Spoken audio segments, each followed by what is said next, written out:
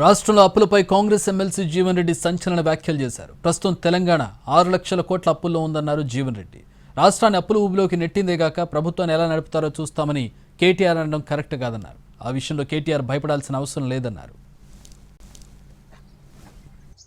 60,000 కోట్ల అప్పుతో అప్పగించబడ్డటువంటి తెలంగాణ రాష్ట్రాన్ని 6 లక్షల కోట్ల మించిపోయిందని చెప్పి అంటున్నాయి.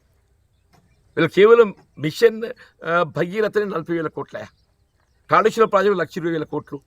నువ్వు ఎన్టీపీసీ ద్వారా ఏదైతే ఉందో 4,000 మెగావాట్ల విద్యుత్ ఉత్పాదన పైసే పెట్టుబడులకు పొందే అవకాశం ఉండేనే. దాని గురించి నువ్వు కేంద్ర ప్రభుత్వంపై ఒత్తిడి చేయకుండా నువ్వు యాదాద్రి పవర్ ప్రాజెక్టు కొత్త ముందు తీసుకుంటే అది 40,000 కోట్ల భారం అని చెప్పి అంటున్నా.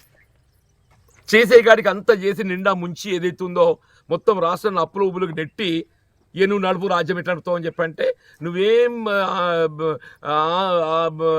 భయపడాల్సిన అవసరం లేదు నాయన. మాకు ఆ సామర్థ్యం ఉన్నది, మాకు ఆ సామర్థ్యం ఉంది అని చెప్పి అంటున్నాను. నేను గతంలో ప్రభుత్వాన్ని నిర్వహింపజేసి నడిపిన అనుభవం ఉన్నది. 60,000 కోట్ల అప్పుతో అప్పగించబడ్డటువంటి తెలంగాణ రాష్ట్రాన్ని 6 లక్షల కోట్ల మించిపోయిందని చెప్పి అంటున్నాయి.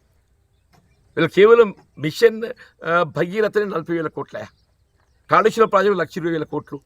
నువ్వు ఎన్టీపీసీ ద్వారా ఏదైతే ఉందో 4,000 మెగావాట్ల విద్యుత్ ఉత్పాదన పైసే పెట్టుబడులకు పొందే అవకాశం ఉండేనే. దాని గురించి నువ్వు కేంద్ర ప్రభుత్వంపై ఒత్తిడి చేయకుండా నువ్వు యాదాద్రి పవర్ ప్రాజెక్టు కొత్త ముందు తీసుకుంటే అది 40,000 కోట్ల భారం అని చెప్పి అంటున్నా. చేసేగాడికి అంతా చేసి నిండా ముంచి ఏదైతే ఉందో మొత్తం రాష్ట్రాన్ని అప్పుల ఊబులకు నెట్టి నువ్వు నడుపు రాజ్యం ఎట్లా నడుపుతావు అని చెప్పంటే నువ్వేం భయపడాల్సిన అవసరం లేదు నాయన. మాకు ఆ సామర్థ్యం ఉన్నది, మాకు ఆ సామర్థ్యం ఉంది అని చెప్పి అంటున్నాను. నేను గతంలో ప్రభుత్వాన్ని నిర్వహింపజేసి నడిపిన